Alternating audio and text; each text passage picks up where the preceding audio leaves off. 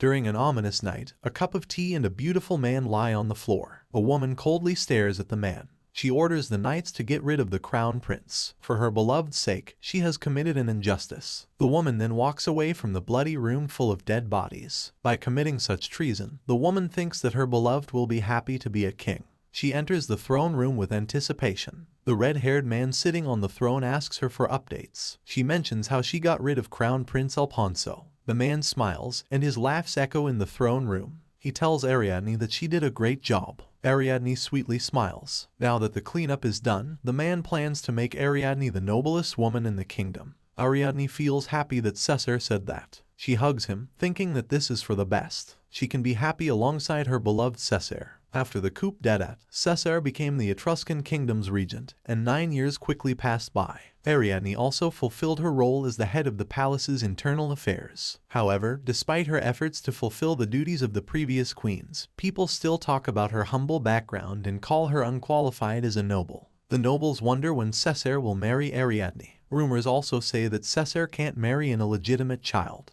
Despite those rumors, Ariadne believes that Caesar loves her. Ariadne suddenly hears that Caesar is a concubine's child and that he is actually Alfonso's half-brother. A countess claims that a half-breed can't receive the blessings of the heavens. Ariadne snaps and attacks the countess who said it. She tells her to badmouth her instead of Caesar. Caesar wonders what is happening. Ariadne smiles at him, but Caesar runs over to the noble instead. The noblewoman then talks badly about Ariadne. Ariadne can't believe that Caesar didn't run to her rescue instead. Caesar grabs her and tells Ariadne to do the work properly. He claims that the countess is more useful than Ariadne. He tells her not to act shamelessly, or he won't make her his wife. However, more years pass by, and Ariadne is still a fiancée while Caesar has another woman. One night, Caesar forces himself on Ariadne. Ariadne thinks she will now be Caesar's wife. Just then, Caesar mentions that Isabella will be the queen, making Ariadne shocked. Ariadne pushes away Caesar and points out that Isabella,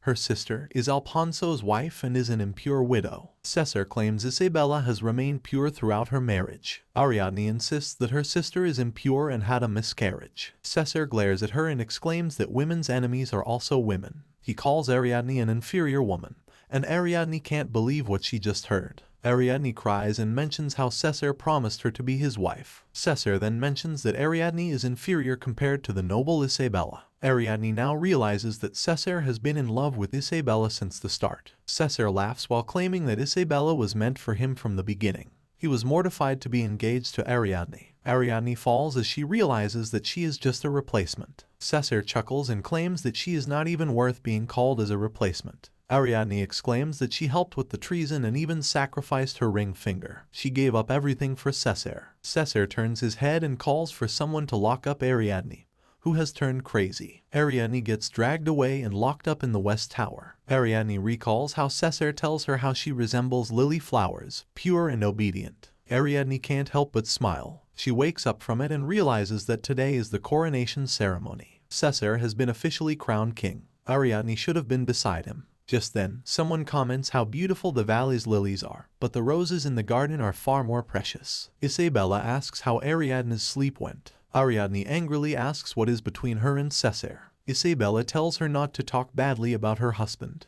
Ariadne apologizes for what she did with Alfonso. However, Isabella was talking about Caesar as her husband. She claims that she is meant to be the most glorious woman in the kingdom. She calls Ariadne shameless for trying to be the queen. She claims she experienced a lot of bad things, especially the miscarriage rumors, and she wants Ariadne to take responsibility for them. Isabella wants to make Ariadne pay for everything. Ariadne angrily asks why her sister is doing this. Isabella claims it doesn't matter who, but she wants someone who will make her the most glorious woman in the kingdom. Ariadne despairs as she deeply loves Caesar. Unlike Isabella, she blames her sister for ruining her love life. Isabella laughs out loud and claims that Caesar knelt before her. Caesar told her how he thinks of Isabella while embracing Ariadne. He also commented on how Ariadne's figure resembles a man's and Isabella is way more petite and fragile. Isabella asks if there was ever a man who wanted Ariadne. Ariadne realizes now that she is just a replacement. Isabella teaches her sister not to hopelessly devote herself to a man because they don't know what gratitude is. She claims it is better to raise their value themselves to make men swoon over them. Ariadne falls to her knees, thinking that Caesar has left her. However, Isabella knows that Cesare will also get tired of her and remember Ariadne, who was faithful by his side. Knowing that, she plans to kill her own sister so there will be no problems in the future. Ariadne gets stabbed from behind and is killed by her own beloved sister. The bleeding Ariadne finds everything unfair. She wonders where everything went wrong. She wishes to turn back time. She remembers the golden commandment, do unto others as you would have them do unto you. Ariadne wishes to have a life like that and wonders why she can't. A voice asks her if she can live by the golden commandment. Ariadne confirms that she can do it without a doubt. Ariadne opens her eyes and discovers the place where she used to live. She notices her small hands and checks the mirror. She returns to her younger self. She notices a mole she didn't have before. A woman appears and tells her to get ready for work. Ariadne swears to protect herself this time. She won't stand still anymore. The maid keeps shouting at Ariadne and calling her the daughter of a lowly servant. Ariadne grits her teeth as she hears what the maid says. Another maid comes and exclaims that someone came to take Ariadne back. Ariadne remembers that this was the day when her father called her back. Cardinal de Mere was indeed a cardinal but had a wife and children, unlike the others. The cardinal can't leave his wife and let an aristocrat, Lucrezia, be his mistress. Lucrezia behaved like the cardinal's official wife and had 3 children who received the same treatment as the first wife's children. The second daughter, Isabella, is hailed as the most beautiful woman in the city. However, the cardinal also had a child with a servant, and that is Ariadne. She was kicked out for being the child of a lowly servant and living on a farm. Ariadne later arrives at the cardinal's mansion. She meets her father, who is sitting menacingly in his office. They glare at each other, and the unfilial daughter expresses her joy at seeing her father. The cardinal stares at her and is glad that Ariadne has grown well despite being uneducated. Ariadne apologizes for being lacking and swears not to embarrass the cardinal. Someone agrees on the side, and it is the haughty mistress. Lucrezia warns Ariadne to be graceful as a woman all the time. Ariadne always thought of Lucrezia as the standard, but she looks no different from a lowly person. Ariadne knows how to make Lucrezia bitter in front of the cardinal, and she menacingly smiles. Ariadne bows to her and claims to be her best daughter, as she said. She respectfully calls Lucrezia a lady, like how the servants address her. A confused cardinal asks Lucrezia, the mistress gets flustered and asks Ariadne to call her mother. However, Ariadne calls her ma'am instead. Just then, someone arrives at the cardinal's office. Ariadne gets goosebumps as she hears the person's voice. Isabella welcomes Ariadne back to their family. Ariadne backs off as she feels creeped out. The sisters look at each other. Ariadne has always thought of Isabella as the perfect sister. Isabella had always had a beautiful smile, and that very smile stabbed Ariadne in the back. Ariadne won't be cowardly this time. Isabella reaches out her hand as she tells Ariadne to call her sister. Ariadne puts up a poker smile, and she thanks Isabella. The cardinal is happy to see the sisters getting along. He really likes it. Ariadne and the others go out of the cardinal's office. Lucrezia reminds Ariadne not to cause any trouble. This woman, Ariadne, hasn't done anything yet. Someone then screams as she refuses to have Ariadne as her sister, who grew up on a farm. Arabella points out how Ariadne is a lowborn. Before, Ariadne couldn't rebut, but she now knows how to break their spirits. Ariadne teases Arabella that their mother and father like Isabella more than her. Arabella gets mad and pushes Ariadne. However, Arabella's expression darkens as she sees Isabella down the stairs and in pain.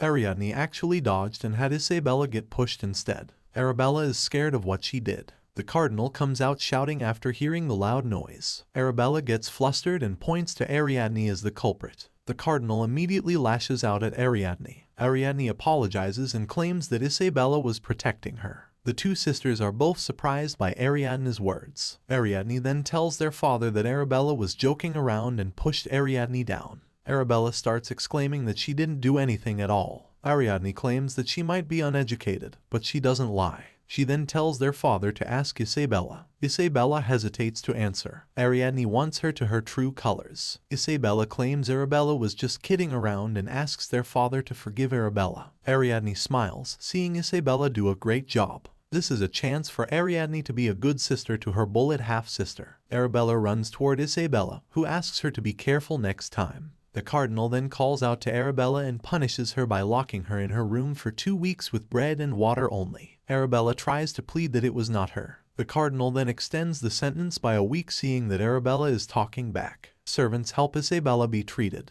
The cardinal looks for Lucrezia, as Arabella still claims that it was not her. Ariadne watches everything as the cardinal shouts and Isabella leaves. She smirks at how easy this is. Days later, Isabella refuses to get married to a rumored illegitimate child. She reminds her father that they should elevate their status. The cardinal put down his glasses and claimed that he also knew about the rumors. Cessair is officially the cousin of the crown prince but is actually the king's bastard son. The cardinal also doesn't want his daughter to marry such a person. Lucrezia then suggests marrying illegitimate children and naming Ariadne for the betrothal. The cardinal finds the suggestion tempting and menacingly smirks. Meanwhile, Ariadne fully accepts the fact that she went back in time. She swears not to make the same mistake this time. She wonders what to do to prevent her betrothal to Cessair. She thought of marrying someone else or running away after getting rich. The latter option is the best choice for her. As she crosses out the option to marry, she knows there will be no happy ending for her where Cessair falls in love with her, and they live happily ever after. What she experienced was the opposite. She feels angered by her memory and wants Cessair to pay for what he has done. Just then, a maid enters the room, bringing some clothes for Ariadne. Ariadne recognizes her as Isabella's personal maid, Maletta. Maletta orders her to get dressed and join the family dinner. Ariadne claims Maletta must be busy because she is not helping her get dressed. Maletta laughs at Ariadne and claims that Ariadne is old enough to dress herself. She further claims that Ariadne had no maids for her on the farm in the first place. She turns around as her head starts to ache. Ariadne taps Maletta's shoulder and slaps her out of nowhere. Ariadne tells Maletta to know her place. Maletta gets mad and exclaims that Ariadne is also a peasant maid's daughter. Ariadne's expression darkens. Maletta further exclaims that Ariadne is not even a nobleman's child but a clergyman's, while the other two ladies were born to a noblewoman. Maletta then wonders if the cardinal got her pregnant, her child will be at the same level as Ariadne. Ariadne raises her hand and slaps Maletta so hard that she falls. She claims that the slap was for insulting her father in her ugly bout of jealousy. She warns Maletta to watch her tongue and tells her to get out. As Maletta runs away, Ariadne feels the worst about being hit by her reality. She grits her teeth and swears not to let a man sway her life again.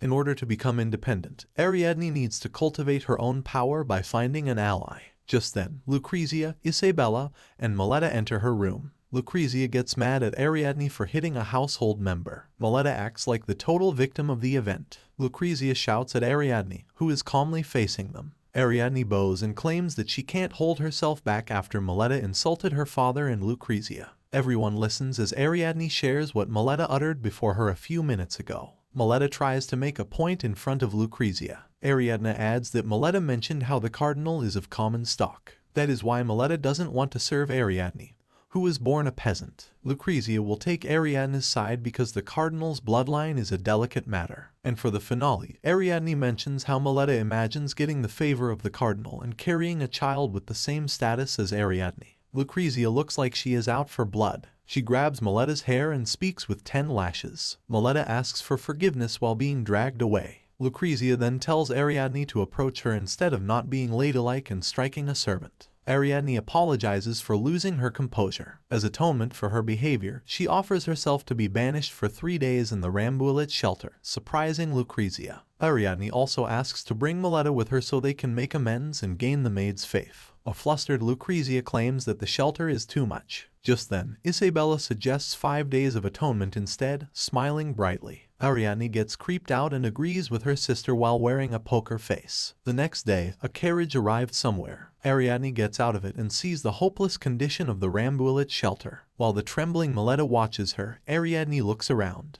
As expected, this is the perfect place to hatch her plan. Queen Margaret, King Leo III's wife, founded the Rambouillet shelter to aid the poor. However, the allocated treasure for this cause was meager, resulting in many peasants who entered the shelter perishing. Ariadne and Maletta both entered the shelter and encountered exhausted peasants. Ariadne couldn't contain her joy when she saw Maletta trembling in fear. Startled, Maletta turned away. When Ariadne called out to her, Ariadne further taunted Maletta by informing her that Isabella could no longer protect her. If Isabella had spoken up for Maletta, she wouldn't bear any scars on her back. But Maletta could only avert her gaze from Ariadne. Still chuckling at Maletta, Ariadne planned to join the rest of the peasants. Maletta, terrified of the shelter, remained unaware of Ariadne's plan to make her completely subservient. Ariadne walked, actively searching for someone, with Maletta closely following and trembling in fear. Surveying the area, Ariadne noticed numerous peasants on the brink of death and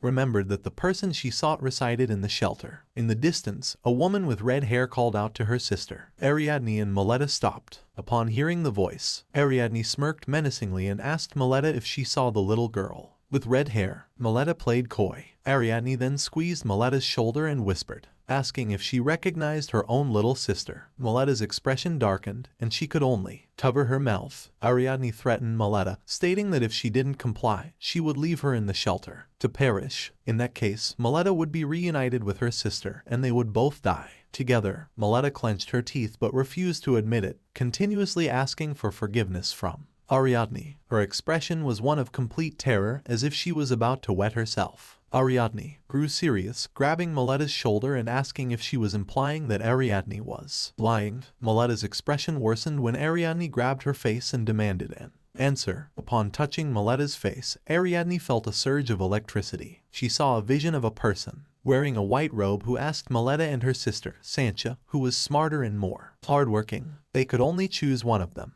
Maletta's sister replied that they were raised together and promised to work hard, pleading not to be separated. Maletta stared at her sister, growing angry. She shoved her and asked the person to choose her. Instead, Maletta claimed that her sister, named Sancha, was too frail to do real work and accused her of being a petty thief. The person, showing a faint smirk, took off her hood. It was Isabella, and she chose Maletta to work for her. Although Maletta was thankful for being chosen, Sancha felt saddened and called out to her sister. Maletta immediately grabbed her head and warned her to stay quiet. Maletta explained that one of them had to work so that they could both survive. She told Sancha to stay quiet and be patient. The vision ended when Maletta joined Isabella and left the shelter. Ariadne gasped for air and felt dizzy. Maletta offered help, causing Ariadne to freeze up as if seeing a ghost. Ariadne was confused about what she had seen, unsure if it was a hallucination or a vision from the past. Ariadne clenched her hand and walked towards Sancha, intending to confirm if what she had seen was true. Sancha, looking malnourished, asked if the person she was seeing was Maletta.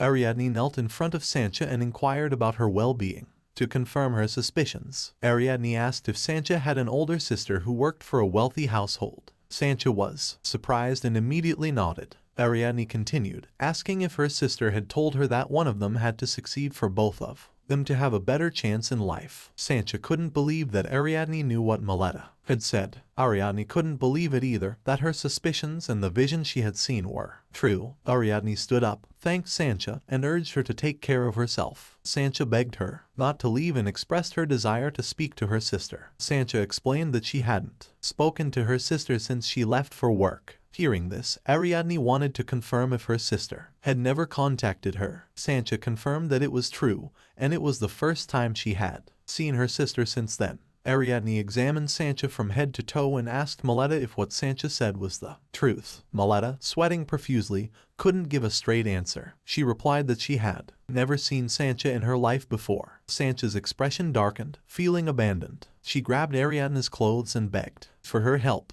Ariadne instructed Maletta to bring the shelter's manager. 2 days had passed since they met Sancha. Ariadne sat outside, leaning against a tree, starving. In a flashback, when Ariadne met the manager, she requested more food for Sancha. The manager declined, stating that they couldn't afford any special treatment, even if she was His Eminence's daughter. Ariadne understood and proposed an alternative. She sacrificed her own ration of meals for the day and asked for it to be given to Sancha. Ariadne felt weak, wishing only for Sancha to have a day's worth of meals, but it had already been 3 days. Ariadne was still puzzled by what she had seen before. It seemed like a part of Maletta's memories. Ariadne attempted to touch Maletta's face again, but nothing happened. Ariadne concluded that the vision required more than physical contact. Lost in thought, she was startled when Prince Alfonso reached out to offer her an apple. Looking up, she was surprised to see him and realized he was asking if she was hungry. Ariadne's expression turned to terror as she remembered killing Prince Alfonso. She quickly regained her composure and accepted the apple, realizing she hadn't sinned against the prince. Yet, accepting the apple meant accepting a new opportunity in her life. Despite the suddenness of the situation,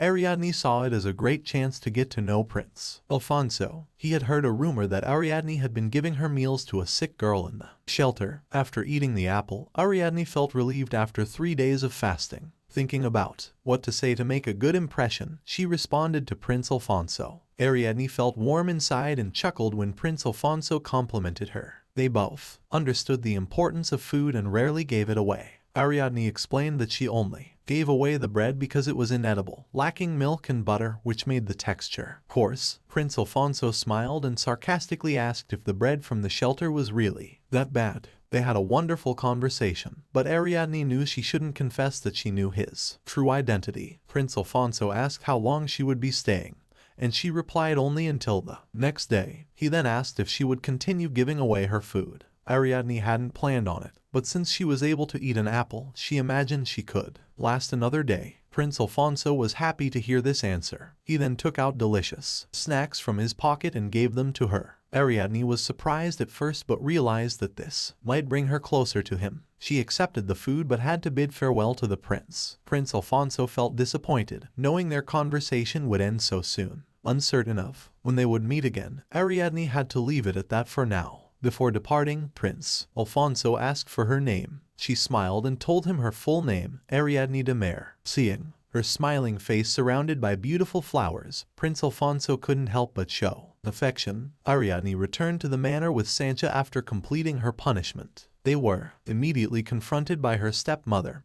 who thought Ariadne was playing a bad joke. Before her stepmother could do anything worse, Isabella rushed towards them and noticed the prince's initials on the handkerchief Ariadne handed her. Isabella recognized the initials right away. Ariadne explained that she had met the prince at the Rambouillet, thinking he was inspecting the place since the queen oversees it. Ariadne had only wanted to take care of Sancha's health, but instead, the prince entrusted the child to her care. She didn't want to refuse the token and insult her father's good name. Her stepmother was still angry, considering it inappropriate to bring a peasant into the manor without permission. She asked if the prince had also asked Ariadne to insult her stepmother. As they were about to be kicked out, Isabella intervened and offered to intern at the Rambouillet. The mother slapped Isabella, stating that such a place was not fit for a lady. Isabella requested for Sancha to stay and promised that if she were to meet the prince at a party, it would be a perfect story to appeal to the family's benevolence. An argument ensued between the mother and daughter, which was part of Ariadne's plan.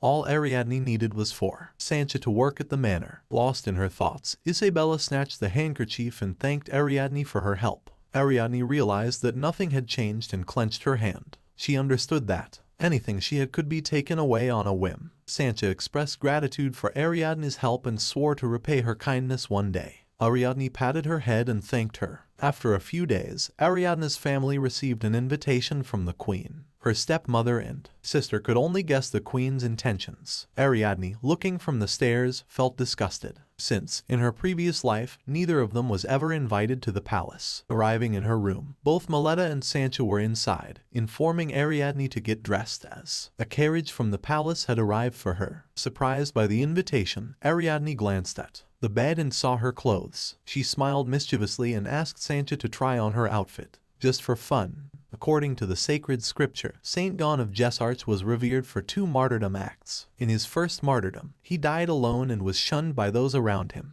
However, he performed a resurrection miracle and sacrificed himself again to prevent a catastrophe in the realm. Only then was Gon of Jesarts praised by the people. The nobles of San Carlo enjoy church sermons about Saint Gon's second sacrifice, but today's sermon mainly focused on his first sacrifice, spoken in the language of Gallico Kingdom, Queen Margaret's homeland. Ariadne assumed that Lucrezia, her stepmother, and Isabella didn't understand a single word of today's sermon. Ariadne knew Lucrezia lacked refinement, and Isabella had recently started learning Gallica. Ariadne noticed a person from a distance, assuming it was Queen Margaret. She remembered only seeing the queen in portraits in her past life, but she could already tell by her dignified air. As the sermon was about to end but still in Gallica, both Lucrezia and Isabella said amen out loud, drawing attention. People started whispering to each other, admiring Isabella's beauty. Isabella complimented the queen for requesting the sermon about Gon of Jesarts' martyrdom, sharing that it was one of her favorite passages from the scripture. Proudly, Lucrezia asked Isabella which part was her favorite. Isabella expressed her love for the second sacrifice, confusing Ariadne as the sermon focused on the first sacrifice. The people in the church were surprised by Isabella's interpretation and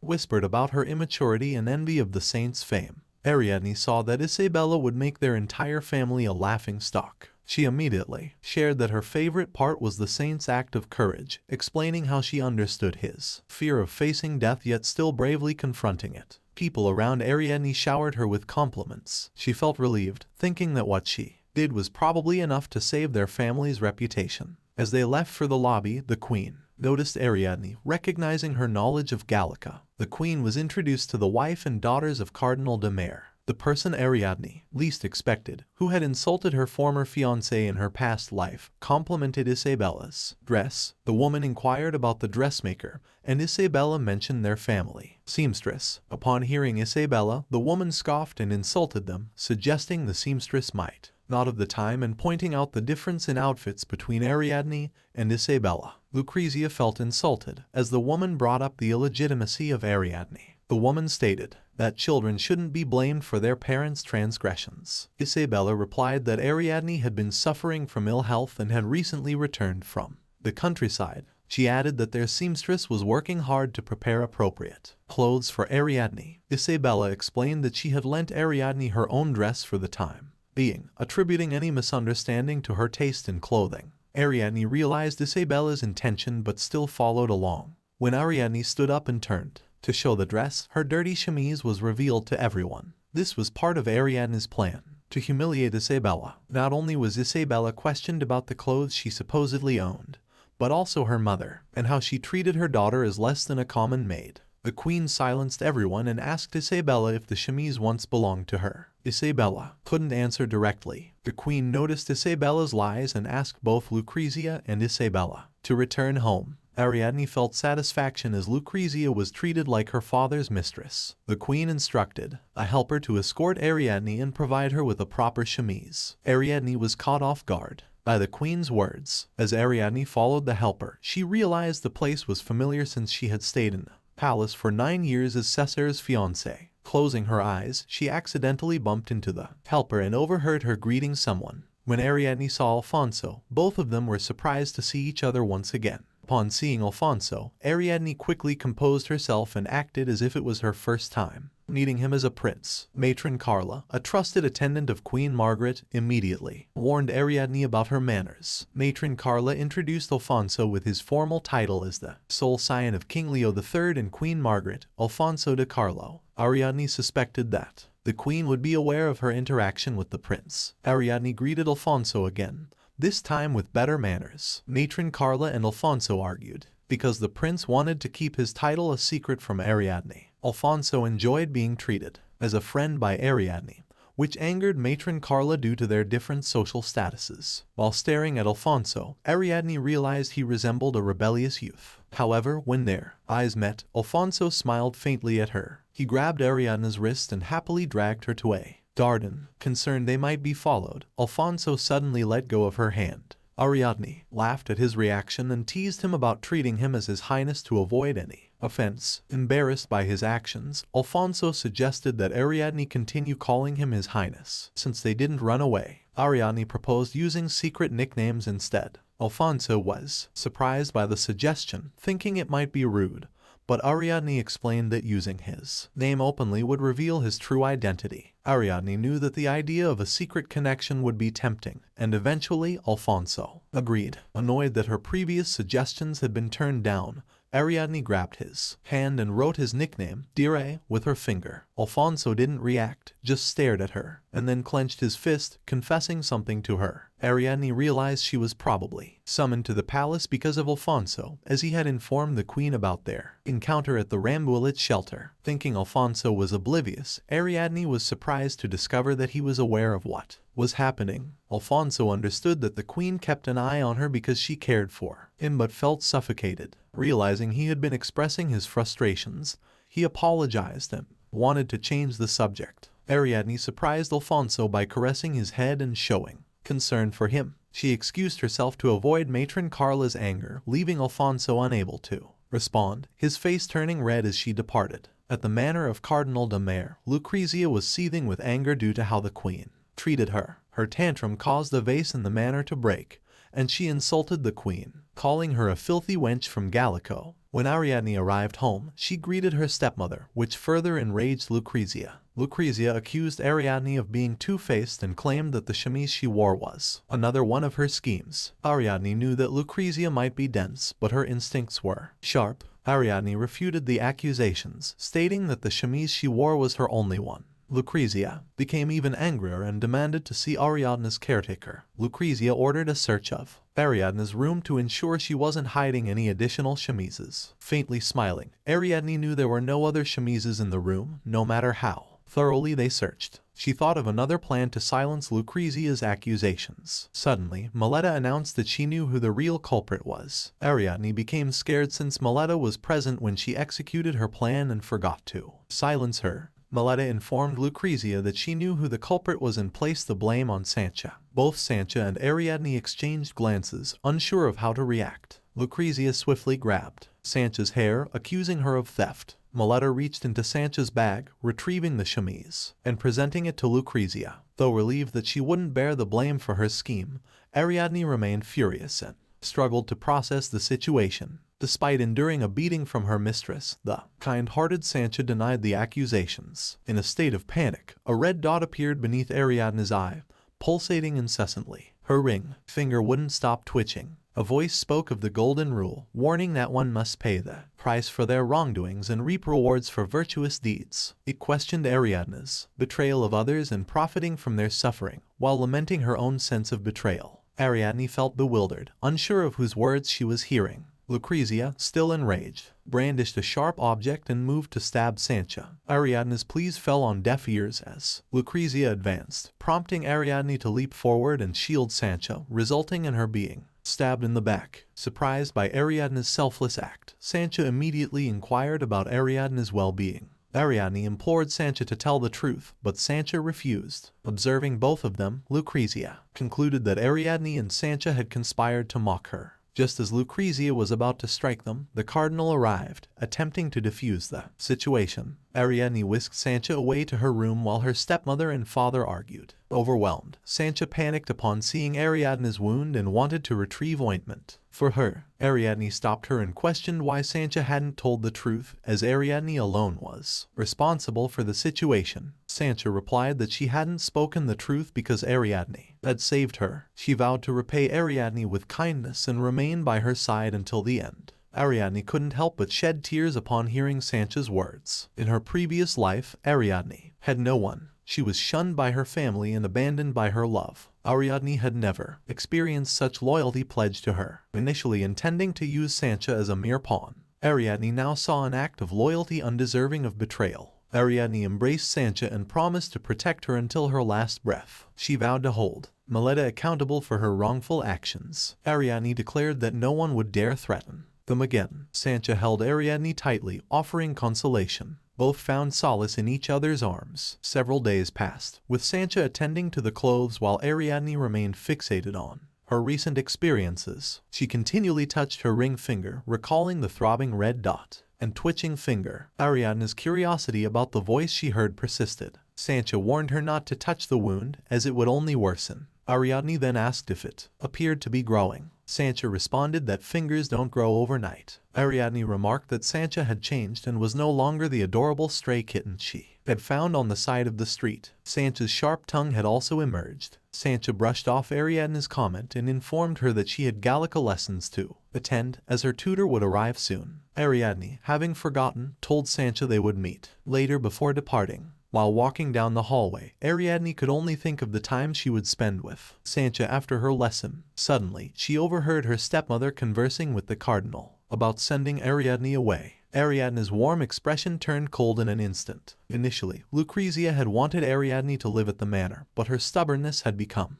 unbearable. Now, Lucrezia wished for Ariadne to leave as soon as possible, as they planned to marry her off to her former lover, Count Cesare. The only reason Cardinal de Mere refuses to marry Isabella to Cesare is because Isabella is far too valuable. She is too precious to be wed to someone like Cesare. For the Cardinal, Isabella is his most treasured possession, until the day he decides to sell her off. He educates, grooms, and cherishes her so that his investment will yield wealth and status. The cardinal prefers Prince Alfonso to marry Isabella because he is the kingdom's sole heir. Ariadne is devising a plan that involves offering greater value to the prince than Isabella does. If her plan fails, she ensures that Isabella becomes worthless to the prince. Ariadne enters the room where the Gallica lessons are being held. Before entering, she stops in front of the door and smirks. Their instructor, Madame Romani, announces that they will end the lesson early as they have been invited to a special state mass. Ariadne greets Madame Romani in Gallica, surprising not only the instructor,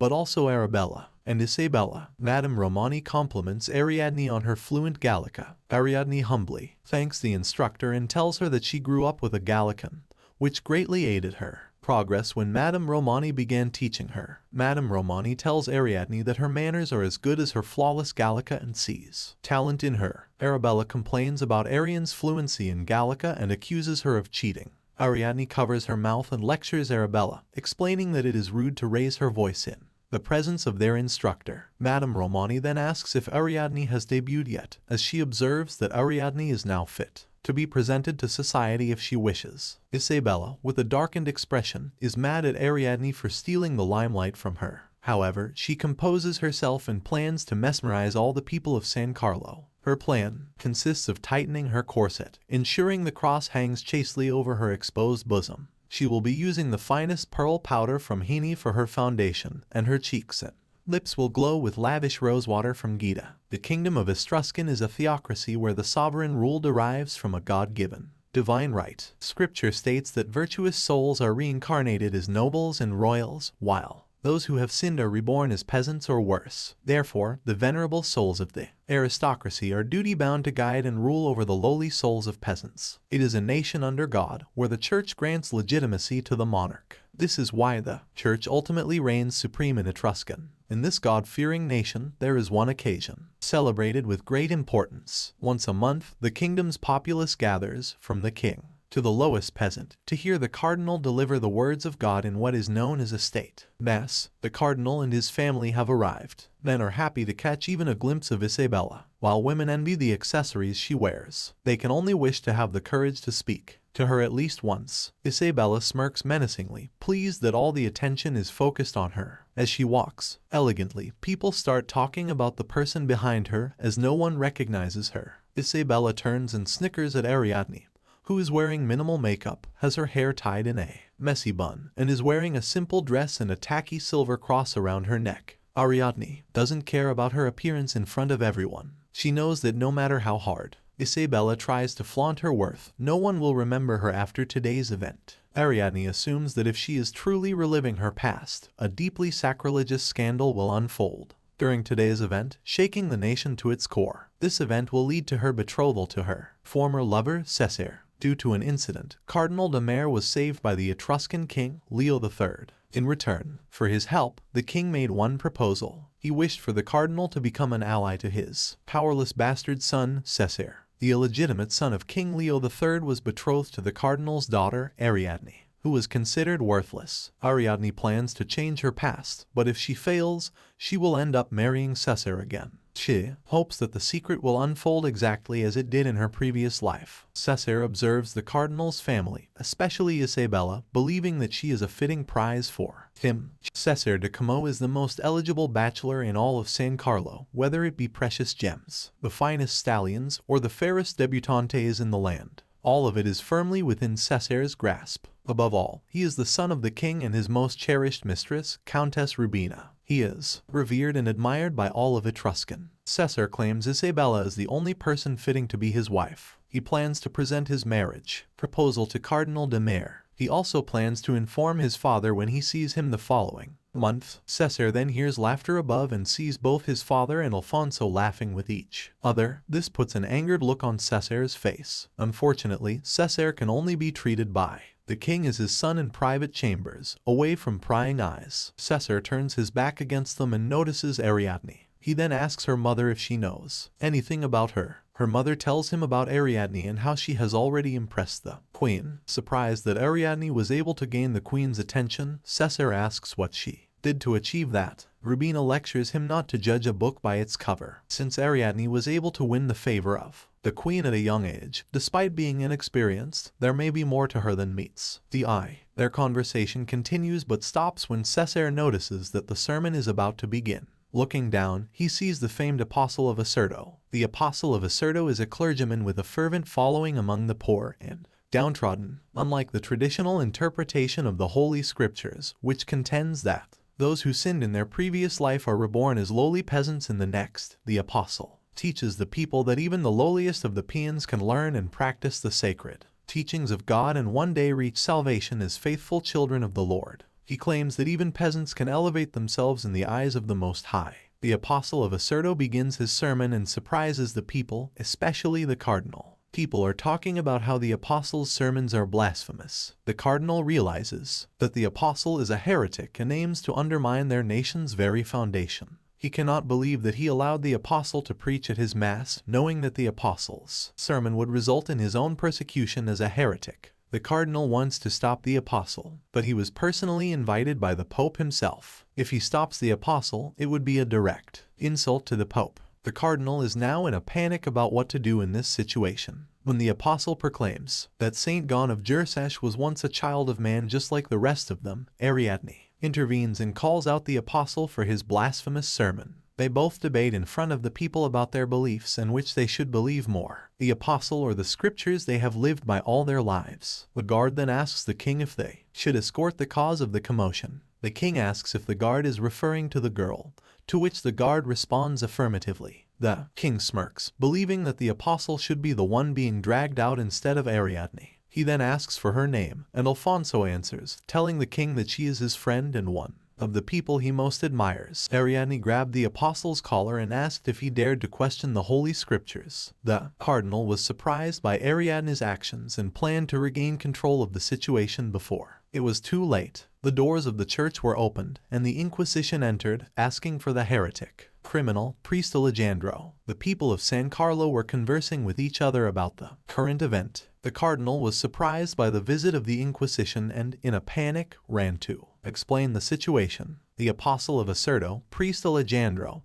had been charged with misleading the good people of Etruscan and was sentenced to be excommunicated by the Inquisition. The inquisitor then called out the cardinal for allowing Priest Alejandro, a known heretic, to deliver a sermon in his chapel and demanded an explanation for his part in the blasphemous sermon. The cardinal's expression darkened. He felt betrayed and believed that the plan was devised by Pope Ludovico. The cardinal assumed that the Pope had devised the plot to keep his influence in check. The fact that the inquisitor arrived as the representative of the Pope meant that the Pope's judgment was final and absolute. The cardinal wanted to explain that what happened was a mistake and that he was not the one who invited the apostle, but he was cut off by his daughter, Ariadne. Ariadne requested to speak with the inquisitor. In Ariadne's previous life, both the apostle's sermon and the arrival of the inquisitor had occurred. This meant that what would happen next would be a gamble for her. The inquisitor informed her that she had no right to interfere with the matters of the church. Ariadne responded by telling him that she was the cardinal's second daughter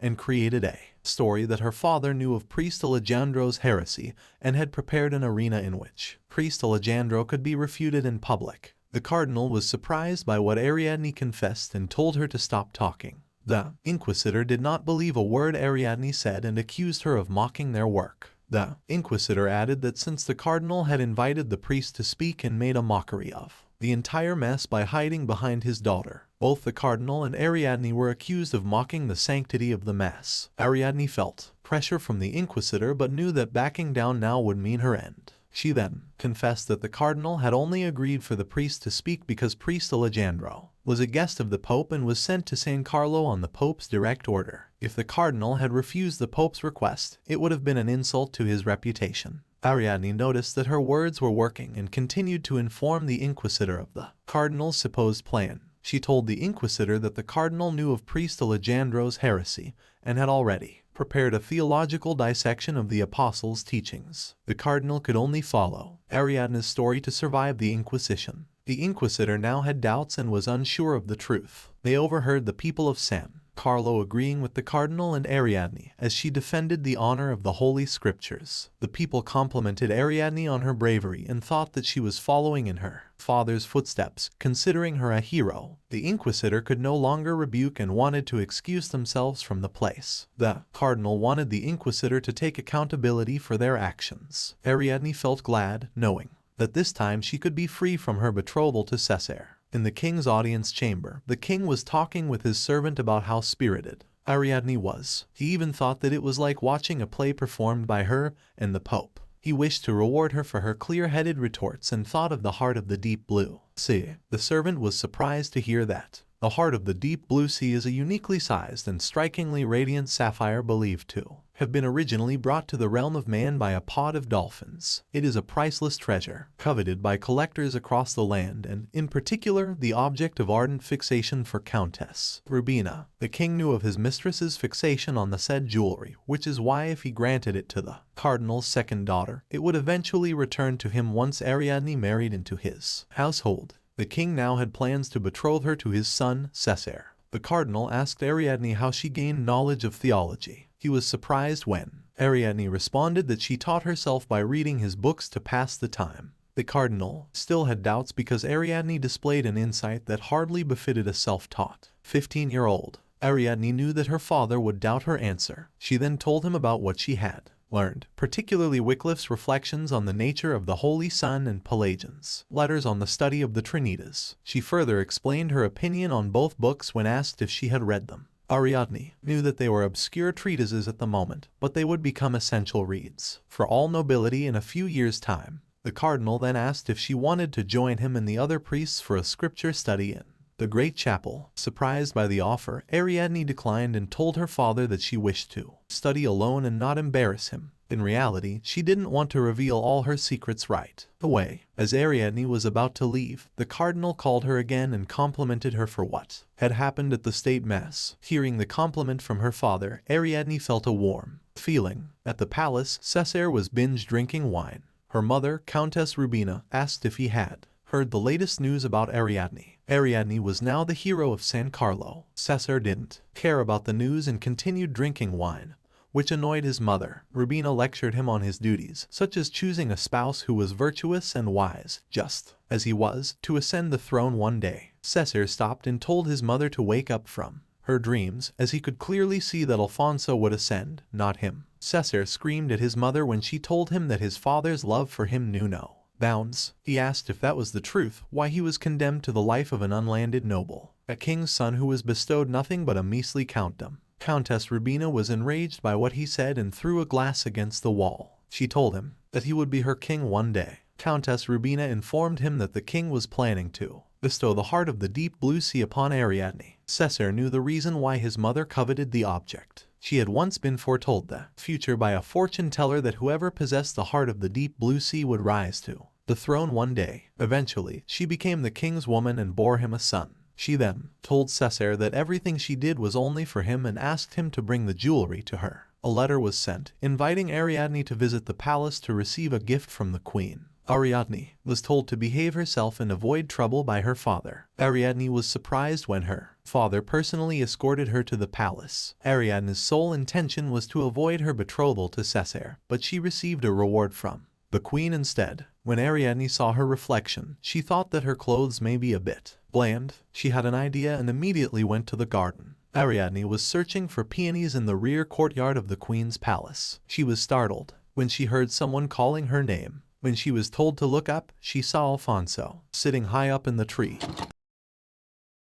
Ariadne gets called into her father's chamber, and he questioned her about her vast knowledge of theology, to which Ariadne claims that she read the books of theology in his study to pass her time. The moment her father realizes that she had been self-teaching herself, he starts to think to himself how a mere 15 years old can display such knowledge without even having any proper training by some teacher, and Ariadne feels like her father started doubting her as she thought that he would. Ariadne then goes forward to explain how she finished reflections on the true nature of the Holy Sun and also letters on the study of the Trinitas to prove her claim. Not only did she claim having the knowledge of vast theology, but she then elaborates on the whole thing to prove her claims. After hearing the explanation of Ariadne, her father turns around to let her know that he holds a scripture study with a number of priests in the great chapel and asks if she would like to join them in their study. But knowing that she cannot show her way so soon, she decides to act humble, saying that she wouldn't dare to impose on their personal study, while claiming that there are many chances that she would end up embarrassing them instead if it happened in the first place. When she claims that she would like to continue studying at home instead, her father advises her to leave his chamber, while Ariadne continues to think about how it could have gone way worse for her. But before she is about to leave, her father calls her from behind and decides to praise her, while she bows down to him to show him respect. Meanwhile, César's mother comes in asking him about his knowledge of Cardinal de Mere's second daughter, while he continues to gulp down wine while sitting exposed to sunlight. His mother explains how devout a believer she is, and not only that, but she also praises her for being the hero of San Carlo, as if she is following the good cardinal's footsteps, which leaves the entire kingdom of Etruscan enamored with her. Instead of focusing on his mother's words, César continues to pour more and more wine to chug it down while his mother witnesses his idiotic act. She then raises his voice, calling him out for the fact that he has a duty to choose for himself a spouse who is highly virtuous and wise, while reminding him that he has a duty to ascend to the throne one day when it comes. The whole situation makes César act up against his mother, claiming that she has to know that Alfonso has an iron grip over the throne already, which makes him quite the useless one in front of them. Even so, his mother isn't ready to hear any kind of excuse, claiming that his father truly loves him quite well, which he doesn't even know about. As soon as César hears his father's name out of her mouth, he starts to react, demanding to know from her why he decided to condemn him to the life of an unlanded noble to rot within concealed palace walls while clenching his fist. His mother then gets even angrier, as he decides to raise his voice against her, so she throws the wine glass on the wall to let him know his place. Then she grabs onto his collar, saying that he will surely be the king, no matter what happens in the future. She then informs him that the Majesty already planned to bestow the heart of the deep blue sea upon the girl, and reminds him why she had been coveting the stones all these years, as César had been once foretold by the fortune teller that the one who possesses the heart of the deep blue sea will rise to the throne one day, which inspired her to collect the stones all these years. That is the main reason she had to become the king's woman, and even delivered him a son while following the fortune told by the fortune teller, and making him realize that she is only doing all these things for him. She then asks César to bring her the heart of the deep blue sea to make everything happen as it is said according to the fortune teller's words. At the same time, Ariadne is seen with her father, who then asks her to keep herself out of any kind of trouble as they get out of the carriage together. Ariadne couldn't believe that her father would escort her to the king's palace, as the queen herself had invited her on Majesty's behalf to grant her a reward for her sake. Even though she had been trying to avoid her betrothal to César, but the matter is now getting out of her control. Then when she starts to head into the palace's courtyard looking for peonies, as she remembers from her past life, she gets called out by someone, and it seems that the person is none other than Alfonso, who is yelling her name while sitting on the branch of a tree nearby. Alfonso then advises Ariadne to climb up the tree, and Alfonso suddenly realizes that she had been wearing a gorgeous white dress which would probably get ruined and gasps. At that moment, Alfonso then asks Ariadne if she could climb up on his lap, which starts to feel too forward for Ariadne, despite the fact that he is a prince. But as she reminisces the fact that she had been ruined and betrayed by César in her previous life, she decides to listen to him, as he is her only way to escape from César's death claws, as if he is the only golden ticket she has. She then ends up listening to Alfonso's request, and it seems that Alfonso was trying to keep her dress clean all this time while she was wondering about something else. Then Alfonso asks Ariadne about her reason to visit the palace all of a sudden, and Ariadne claims that she has a schedule for an audience with the queen, which makes Alfonso remember the special day, while adding that his father speaks the world of her with high grace. It seems that the king was feeling down for the reason that he couldn't grant her a knighthood, and Ariadne remarks that she is sad about that as well, since her wish was to become a knight in shining armor from the beginning. As they continue to talk, Alfonso states that he will turn her into a knight himself someday, which makes Ariadne chuckle on her own for the fact that she will be swearing an oath of allegiance to him soon enough. Instead of waiting for that moment someday, Ariadne starts swearing upon the sanctity of her soul to pledge her everlasting loyalty to Alfonso from that moment on.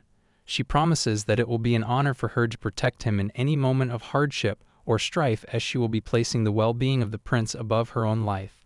After hearing the magical and enchanted words out of Ariadne's mouth, Alfonso starts to feel the butterflies inside his stomach as he praises her for her determination. He thinks that with bright and loyal people like her by his side, he might become a half-decent king after all, in the end, while keeping his humble picture in front of her.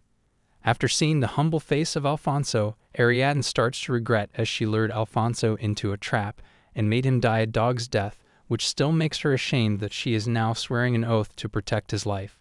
She still continues to wonder what will happen if he somehow gets to know what she had done to him in the past as she clenches her dress, reminiscing what will happen in the future, as there is chance that Alfonso might start to hate her if he ever gets to know about it. As she continues to wonder about all these things, she suddenly slips from the tree branch. But before she is about to fall on the ground, Alfonso ends up catching her in the air as he is concerned about her well-being. Ariadne then thanks him for his grace while smiling, and Alfonso suggests that she should be more cautious about herself, as Ariadne starts to feel giddy about the whole thing, as if her heart starts to feel the bliss of his love. Then Alfonso asks Ariadne what she was doing in the garden before he found her, as he knows that it isn't the way of his mother's audience chamber. Ariadne then clears up the incident by saying that she was looking for a flower to decorate her hair, as she was worried that her outfit was feeling a little drab, which makes Alfonso say that he finds it rather striking instead. When Ariadne starts to feel rather surprised, she claims that it would have been better for her to wear some jewelry to add some glamour, as she must be the only lady to seek an audience with the queen in such a sorry state because of her achievements. While she continues to think about her intentions, Alfonso notices what is truly weighing on Ariadne's mind, so he then makes her wear a locket of the cross on her neck while her whole hair is messy. When Ariadne notices his feeling about the situation, as he had used his decoration and tied her hair himself, she starts to chuckle on her own, as she had never seen this version of Alfonso, who is quite unembellished and innocent. Ariadne then appreciates his gracious thoughts and kindness before heading into the queen's audience to accept the reward she was supposed to get from her. The moment comes as Ariadne is about to accept the reward from the queen. The queen remarks, saying that she never thought that the kind would ever reward her with something like that. When Ariadne wonders what she is about to be given by the king, because of her work, the queen reveals that she is about to be given the heart of the deep blue sea, and Ariadne plops down on the ground, yelling that she cannot accept this sort of reward from her. After seeing her reaction, the whole audience keeps looking at her straight, wondering why she wouldn't accept this sort of thing, even though it is an honor for her family, which is supposed to be treasured. But only Ariadne knows what problem she is about to face. After having the precious stone to herself, while it might be quite a treasure for someone else, as she already has the experience of her previous life, she knows that everyone who wants to stone themselves will be out for Ariadne to stab her in the back. When the queen sees Ariadne's reaction, she claims that she understands her situation, but she doesn't know what to do otherwise, as the king has ordered it to happen himself, so the family heirloom is about to go to her. Before handing the jewel to Ariadne, the queen states that knowing that she doesn't have the power to protect the jewel herself, it will be better to make all those who are obsessed with the jewel come to a standoff, which typically means that she would have them keep each other in check. When Ariadne realizes that she will have to take the jewel herself anyways, she decides to act proud and brave about it.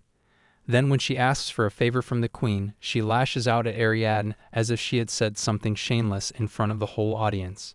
But then when the situation calms down, the queen chuckles in the most ecstatic way, as Ariadne keeps on sweating on her own, as the queen decided to hear out her thoughts. It seems that the queen has been fixated on her mind to give some kind of gift on her behalf.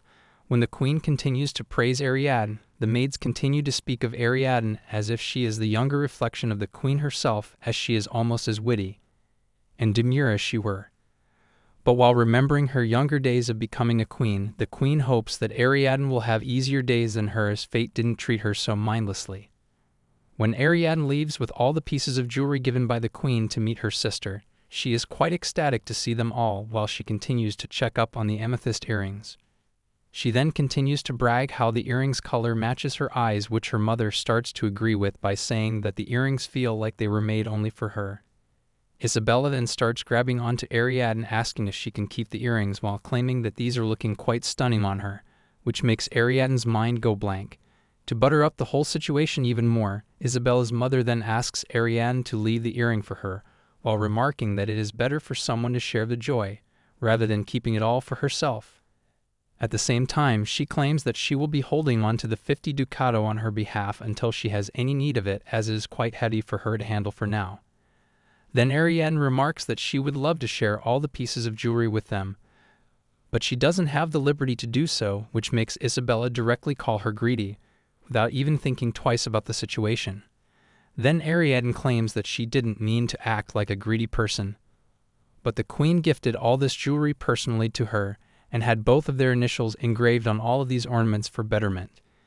Ariadne then reminds them how giving away a royal gift of this sort without permission can turn into a punishable insult against the royal household, which surprised the mother and Isabella both at the same time, since they weren't expecting it to happen all of a sudden. To create the situation even mesmerizing, Ariadne takes out the acknowledgement paper of the receipt of 50 ducato in gold, which is done on behalf of Rambouillet Shelter of the Queen Margaret. She expresses that the entire sum has already been donated in her name, which makes the mother react so much that she starts to shake Ariadne continuously in anger, as if she had committed some grave sin. She couldn't hold the fact that Ariadne decided to cast away all the money, while Ariadne claims that it was a small price to pay for their family's good name, since the queen herself commended the de Mere family for their service to those less fortunate than them.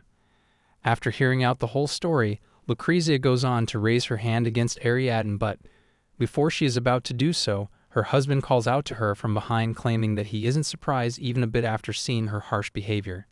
He then reminds her how many prying eyes are now scrutinizing their household, so he advises her not to let the greed blind her so she could stop humiliating herself even further down the road. Ariadne's father then remarks on the fact that she had been granted the heart of the deep blue sea and claims that he is interested in taking a look at it.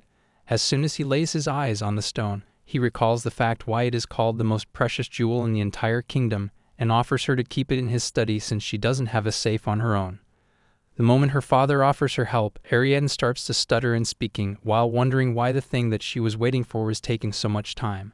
Then suddenly, someone knocks on their door, and it seems that some people from the royal palace came to deliver the royal order of Queen Margaret, as she wanted Ariadne to have a self-dedicated storage to keep the precious jewel.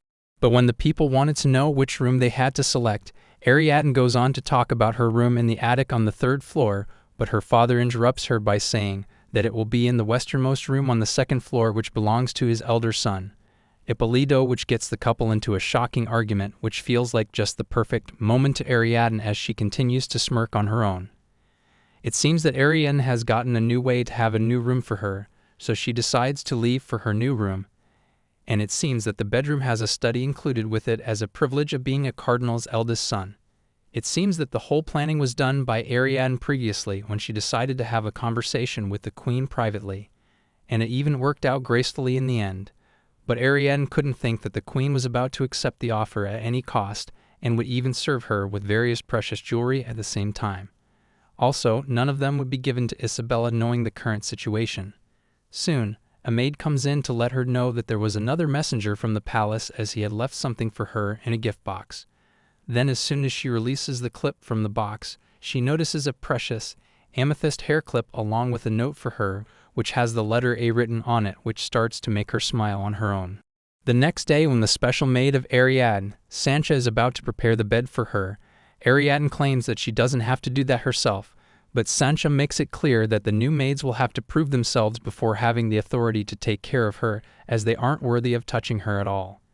While they are talking to each other, Arabella comes into the room holding on to her musical instrument, claiming that she isn't in her room to play, but she is present in the room to keep an eye on Ariadne to make sure that she isn't up to some funny business. Ariadne realizes that Arabella is quite bored, but it is only normal for her since no one truly has the time for her, as the cardinal only thinks about his elder children while having no time for the youngest one, Arabella, who is always seen as a nuisance with no apparent value at all. Ariadne then thinks that she should be there for Arabella, as she has none beside her, so she starts asking about the lute in her hands. When Ariadne questions Arabella if she likes to play or not, Arabella claims that she doesn't know anything about her at all, as she is nothing but the prodigy of the lute, with a big smile on her face. When Ariadne acts surprised after being exposed to such new information, Arabella explains that she is quite the composer, as well as she starts to release the musical talent in front of her.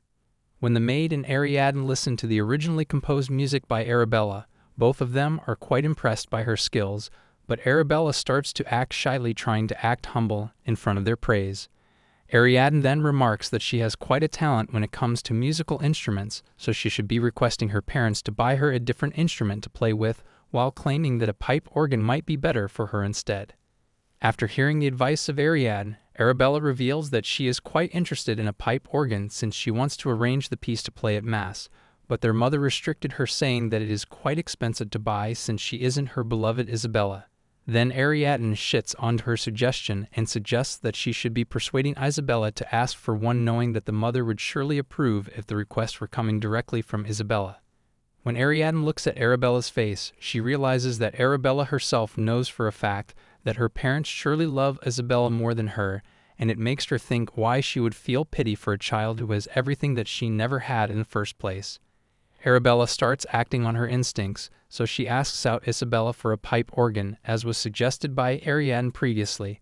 But Isabella directly claims that it isn't some toy to amuse herself with, as such extravagance is a sin that reflects poorly on a lady of good standing. Then Arabella starts to act rough to act on her feelings, claiming that she is about to use them for her music, while Ariadne remarks how Isabella's expensive foreign-made makeup and trinkets aren't a matter of extravagance to anyone. But at the same time, Ariadne knows that it is entirely in character for someone like Isabella to be a brazen hypocrite, so she decides to express how beautiful of a music that Arabella could compose on her own to ease out the situation for the little sister. Not only that, but also, Ariadne then asks Arabella if she could play for them, to which Arabella agrees easily and starts playing so gracefully that Isabella ends up being shocked after listening to her music in the end.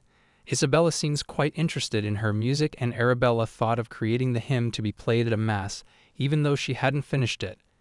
As soon as Isabella ends up finishing the appraisal part, she asks Arabella if they can have a sisterly chat alone, which ends up uprooting Ariadne from her place in the room. When Ariadne leaves the room, she starts talking about being a worthy member of the family while patting her head, insisting that their glory is surely shared between siblings.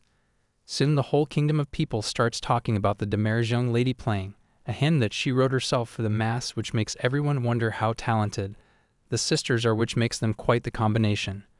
But it seems that instead of Arabella being promoted for the music, it is Isabella who is about to steal the spotlight out of her sister's name, claiming herself to be a God-gifted musician. Soon after, Camelia comes in to visit the premise with her partner Ottavio, since she was invited by Isabella herself, since she is a renowned connoisseur of music. Ottavio seems rather excited after seeing Isabella, as he starts to blush after meeting her, which makes Camelia quite jealous of the situation. When the couple leaves in front of her sight, Isabella promises herself that she isn't going to let Ariadne steal the limelight ever again, as she is about to take away all the glory from her, while Arabella continues to seat down inside the crowd, keeping her head down as she is hopeless as always. Back in the past, Arabella was quite amazed to get her new instrument, as she could then start playing as much as possible, as she wanted to rearrange her piece for the Mass, but at the same time, she couldn't help but wonder why Isabella would always get whatever she wants and any time she wants, while she has always said that she isn't good enough despite being her soul sister. At that time, Ariadne came up to Arabella, confirming her suspicions that Isabella asked something from her in exchange, as she had managed to get Arabella the instrument that she wanted. It seems that Arabella had to agree to let her announce her hymn under Isabella's name in exchange for having a pipe organ. When Ariadne asks Arabella if she is feeling good after getting what she wanted, it seems that Arabella doesn't know what to say about it, while she fails to understand why Isabella would only help her if she got to play her song in her name. Arabella asks Ariadne to be sure if Isabella is truly wrong or not. Ariadne claims that people don't do the right thing always, which makes her question why that wouldn't work out, since Isabella is her full-blooded sister in the first place. Arabella then starts to react, saying that Isabella might be mean to Ariadne sometimes, but she wouldn't be doing that to her, to which Ariadne decides to question Arabella why she was never allowed to have a pipe organ until Isabella suddenly asked for one. She also questions their parents, asking why they wouldn't be interested in the matter, knowing that Isabella doesn't have any kind of interest in musical instruments. When Arabella ends up hearing Ariadne out, Ariadne claims that staying silent and refusing to make a fuss only going to make the situation more problematic for her, as no one would be able to know that she was wronged by her own sister. But instead of hearing Ariadne out, Arabella lashes out at Ariadne, claiming that she is only blabbering nonsense as if her sole intention was to insult Isabella. Arabella doesn't just stay within the limits, but she even brings out the fact that Ariadne isn't a true demare, while believing that she is nothing but a fraud as she continues to tear up. As Ariadne notices Arabella in such a broken state, Ariadne reminisces about being like her once in her life, as she was in denial just like her, as truth only continues to break people in the end. But at the same time, she knows that she cannot be the one to save Arabella and thinks that she had already done what she could do for her. Then in the present time, Isabella is about to begin the ceremony in front of a huge crowd, and they are quite ecstatic to see her perform directly. But soon their face changes, as soon as the music changes into something rather uncanny, which even makes Arabella gasp in fear, as she wasn't expecting something like that to happen. The musician beside her, presenting the whole hymn, calls an end to the musical and claims that they have to end the recital because of obvious reasons, but at the same time, he hopes that she was able to satisfy her curiosity. He points out that there is some unusual part in the middle of the melody that they are working on, and when he realizes that she decided to make a bold choice by putting an extra emphasis on that part, he asks Isabella to demonstrate that part for the whole crowd. Arabella realizes that Isabella is now in a tough situation as she doesn't know how to read musical sheets on her own, but instead of backing down, Isabella starts to blame it all on the musicians for calling themselves professional, as they are having a tough time changing the scales. At that moment, Arabella thinks of having her sisters back, so she calls out in their direction, hoping to calm the situation down, claiming that the version of the score must be missing the string instruments as the change in scale wasn't intentional at all. She then starts to correct the chords, as it would be impossible for someone to play by hand to complete a segment missing from the part. But before Arabella was about to change the wave of situation, people already started to whisper among themselves, even the professional musicians hired in the ceremony. They have already realized what truly happened in the background, as nobody ever spoke about Isabella de Mere having any kind of talent for music in the first place. Even Camellia starts to laugh at the situation, as Isabella was trying to steal her own sister's work to put herself in the spotlight. Then, to recover from the situation, their mother comes in front of the crowd to fix the misunderstanding by saying that the whole thing was composed by the two sisters in collaboration. She insists that Isabella came up with the overall motifs in the musical, while Arabella took care of the details so it would typically illustrate her as the main composer in this situation. But at that moment, someone inside the crowd starts questioning the woman for claiming something like that, and it seems that the man is none other than Count César himself. People continue to cheer after meeting their eyes with César, and it seems that César is loving it to be under the spotlight at the same time. César then grabs Isabella's hand to kiss it with her wholehearted content while expressing her beauty. But it seems that César had some other intention than only speaking about her fairness. As a rose, he brings up the topic of Isabella having no flavors, as she is trying to grasp someone else's talent while carrying a heavy load of envy in her. Isabella then starts to react in that instant by claiming that there is no way she would ever be envious of someone so beneath her, which makes him feel like he is already successful in his mission, as he didn't even need to mention any kind of name in front of her. He then goes forward with matching her intellect with her looks by mockingly calling it whole as something impressive, and even calls out the crowd of people to comment on her intellect, which makes them start to snicker at the same time. When Isabella tries to confront César about his reaction, he starts to elaborate on how he came in to listen to the hymn, but he had to get entertained by something else altogether. Then, after bidding his farewell, César decides to take his leave with his men, as they continue to snicker and glance at Isabella while they are about to leave, while Lucrezia and her two daughters continue to stand in the middle of the ground. Even the maids looking at Isabella start to make her feel a burning sensation in her, and at the same time, César's companion, Ottavio, Isabella's own brother, asks César why he had taken the instance of having such a sharp tongue this dramatic day to lighten up his mood. When César doesn't follow through with his question, Ottavio claims that he thought that César had taken quite a liking toward young Isabella, but even though it is a truth, she has nothing except for having a beautiful face. But Ottavio tries to calm César by claiming that he might be trying to win Isabella back, by acting rough while jabbing César on his hand as if he is trying to act friendlier with him. But César's remark gets the simple guy Ottavio quite in a tough situation, and César claims that he would love to get a drink on the way to lighten up the heady mood. Cesare then decides to ride alone on the horse and suggests Ottavio join him at the salon, which makes Ottavio wonder what kind of tyrant the man must be to act like that. On the other hand, Isabella is having a hard time getting out of her foul condition, knowing that she has no way to get herself in front of the public from now on, as even Count Cesare looked at her with sheer contempt in his eyes. She thinks that people are about to outcast her from high society, and as soon as Lucrezia notices Arabella beside her, she starts yelling at her for not keeping her mouth shut in front of the crowd. When Arabella elaborates she was only trying to help and at the same time she wanted the piece to be played with the right score, she continues to yell at her that it doesn't matter to her since her sister's reputation is now in tatters. Isabella then joins the bandwagon to claim that it is Arabella's fault that the people are now shaming her for no reason while pointing out that it was her song.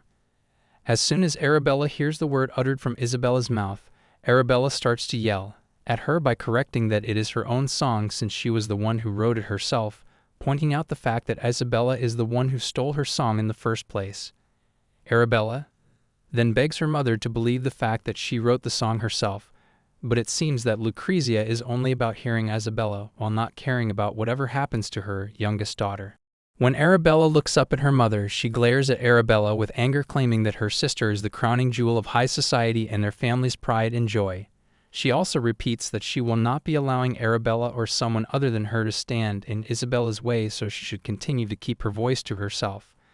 Lucrezia doesn't just stop there, but she is also ready to beat the senses into her youngest sister for the sake of Isabella, so she continues to beat Arabella until she apologizes to her sister.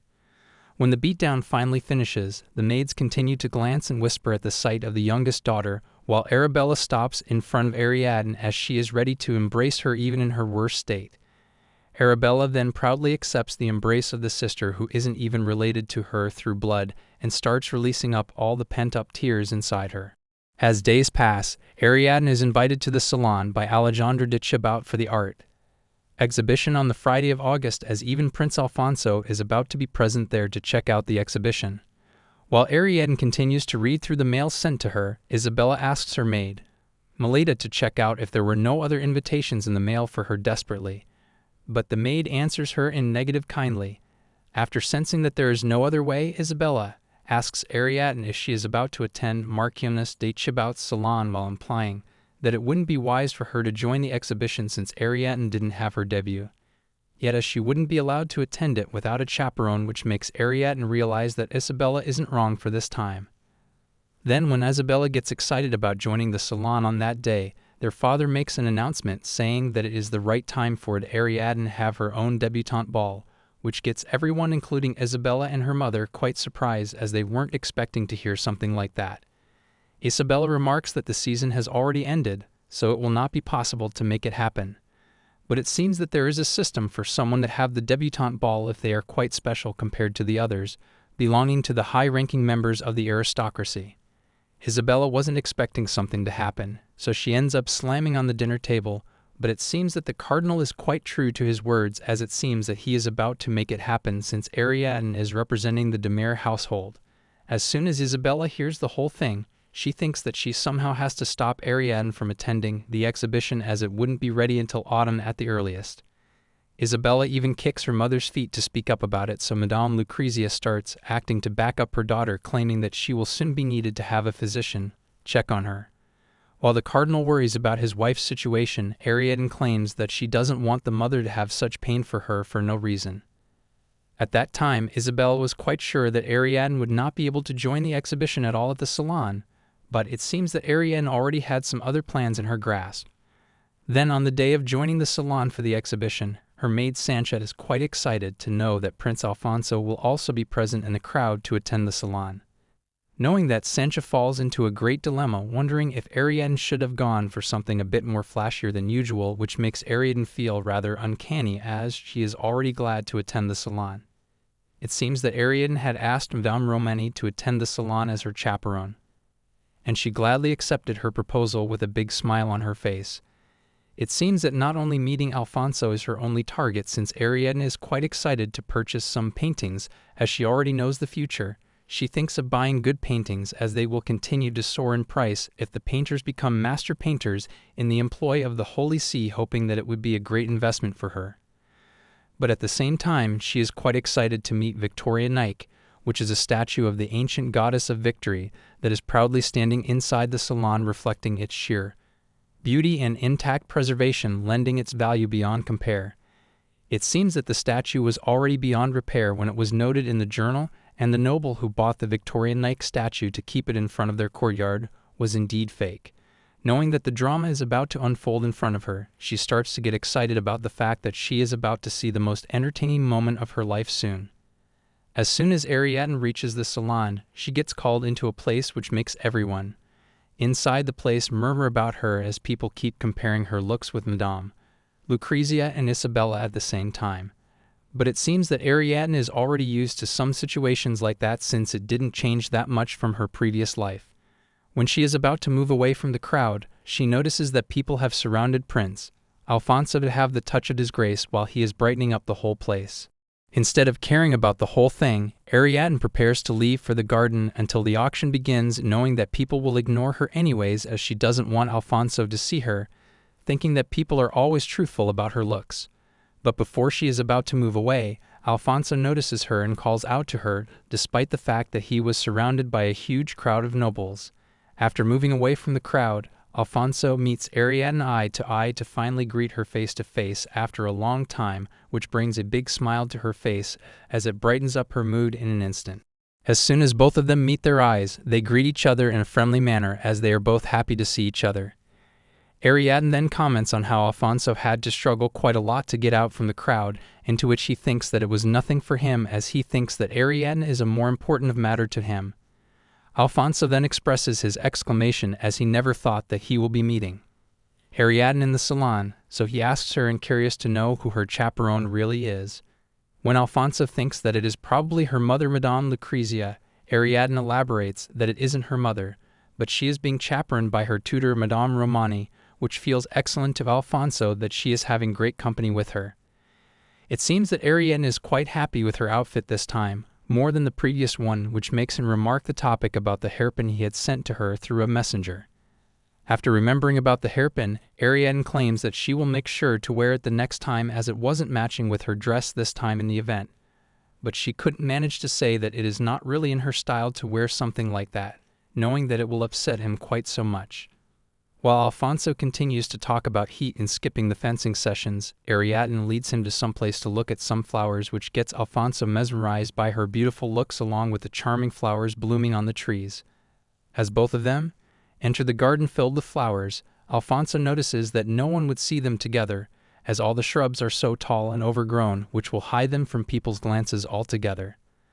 The moment the realization hits him even more strongly, he shuts his own mouth, as he started to think about something else, rather romantic, even though he says to himself that they are nothing more than friends, to hide his red face. When Alfonso offers Ariadne a flower from one of the trees, Ariadne claims that the lady of the salon wouldn't be so amused about the situation after finding out. Alfonso insists that there are ways to hide the flowers under her skirt, as Ariadne worries about throwing the flowers away before leaving the premise.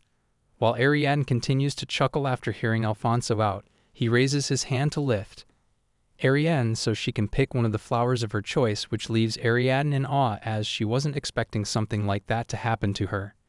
She ends up plucking one of the most blooming flowers, and while Ariadne is focused on looking at the flower, Alfonso continues to glance at her as if she is far more precious than the flower itself. Soon, when they wrap up plucking the flowers, the exhibition announcement starts on behalf of the Marquis and Marchioness de Chibot for their hospitality, while carrying the name of Prince Alfonso de Carlo for his presence in front of the nobles. The man who is announcing the names of nobles introduces himself as Vincencio from the Republic of Porto, which makes Ariadne realize that Victoria Nike was successful at gathering a huge crowd, since she had never seen so many nobles in one place. Vincencio then begins the showdown with smaller pieces made by the finest painters, and as soon as the Virgin Mary of Narcissus is announced for the bidding, Ariadne raises her hand, knowing that because of the low popularity of the painter, nobody will be wanting to purchase it except for her. As she already knows that the value of the painter will surely go up in the future, she thinks of having the paintings in her grasp to benefit more in the future. But while she was laughing on her own, thinking that none of them will be about to predict her plans, someone beside her starts to bid on the paintings, and it seems that the person who is putting off dirt on her plans is none other than Count César, the supposed villain of her life. When Ariadne glances at César glances back at her, while having the same smug look on his face which indicates that he is trying the best in his ability to provoke her from the beginning, as he is someone who will try his best to grasp onto something that is interested in someone to make them feel worthless. Knowing what she has to do, anyways, Ariadne raises her hand once again to bid on the painting once again to challenge César, and she ends up winning the bid in the end with the amount of 10 ducato. She then contemplates how she now has to pay more price for the painting just because of César, but she ended up meeting her end goal for the day, since she will be able to sit back and watch the whole auction unfold in peace. Soon Victoria Nike is presented in front of the crowd, so Ariadne gets prepared to watch the drama unfold as she starts biting on the cookies in front of her in excitement. All the nobles around the whole salon start to talk about the gorgeous statue in front of them, as if they have never seen something so mesmerizing as that ever in their whole life, which has a soft shade of pink on its body. Then the anchor announces the starting bid at 1,200 ducato, which makes Ariadne remember who was the person that won the bid in her previous life. But it seems that she can now hardly remember who the person was. As she is deep inside her thoughts, Alfonso calls out to the man, claiming that he is about to start the bidding, which makes Ariadne gasp, as she didn't expect him to start bidding on the statue. Then at the same time, Count Marcello starts bidding on the statue in the amount of 1,300 ducato, which makes her think that she will be fine, as Alfonso isn't about to bid back on the statue, but she was wrong. Alfonso continues to bid on the statue for 1,500 ducato, and it continues for countless times between Alfonso and Marcello, and soon it reaches up to 2,000 on behalf of Alfonso.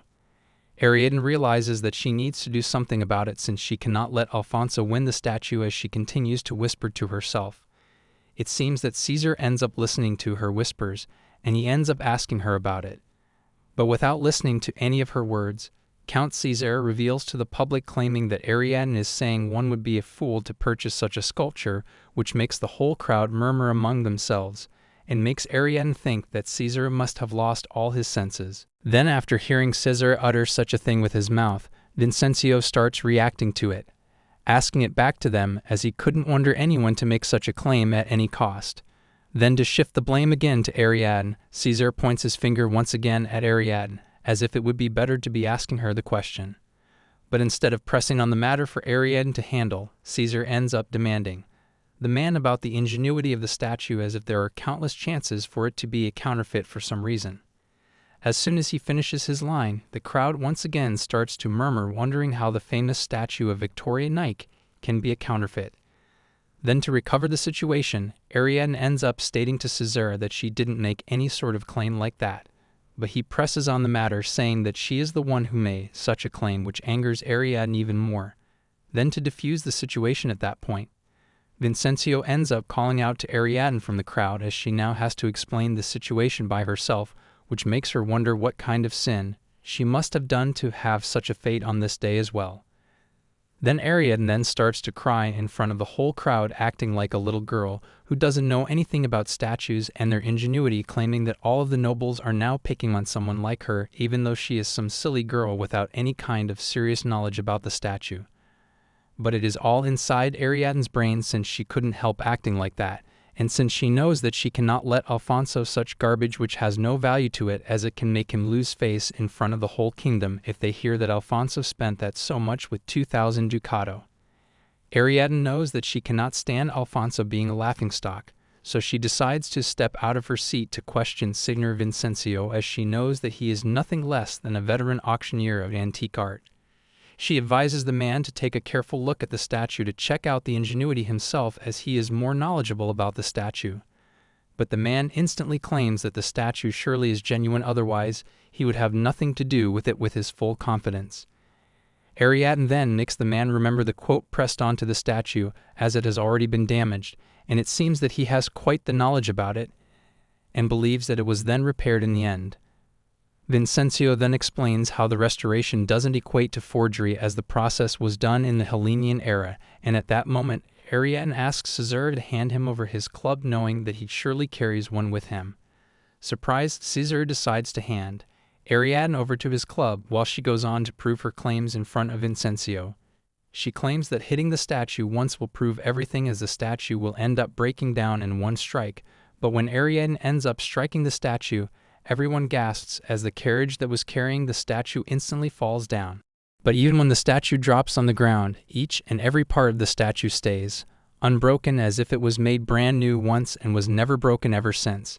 The moment Ariadne declares her opinion, Vincenzo rages and lashes out to her, calling her behavior outrageous and claiming that she has lost her senses, but this time Ariadne doesn't back out from her claims. She starts to interrogate the man with the club in her grasp, questioning him if it is the real Victoria Nike, which makes everyone gossip about the claims, as nothing once broken will be staying intact after striking and falling down. Then at the same time, Caesar comes up to the man asking if he is even the real Vincenzo Delgado, as he has assumed something even more conspicuous in his whole story. It seems that the man has already started running when Caesar ends up making the mischievous claims, while the other nobles continue to run toward him, knowing that he is about to escape from the place, as everyone now knows that he is a fraud. While the guards are up to guard the door to escape, Ariadne strikes glances at Caesar, and at that moment, people continue to talk about how the demure youngness has made such an achievement at the age of 15, once again by revealing the art frauds, as claiming that she is nothing less than the blessing from the gods, since she seems to have the eye of truth. Meanwhile, Ariadne is asking for an explanation from Count Caesar, as she doesn't appreciate being pushed into the limelight with no regard for her reputation. Then Caesar only claims that if the end is well, everything will be well, at the same time proving that he isn't wrong about any of his actions. Ariadne also starts to protest against his familiar tone with her, despite the fact that she doesn't even think of having a conversation with him at all. And that wraps up another thrilling recap, but the adventure doesn't end here. Subscribe to our channel if you want more twists, turns, and heart-pounding stories. Stay tuned for our next recap.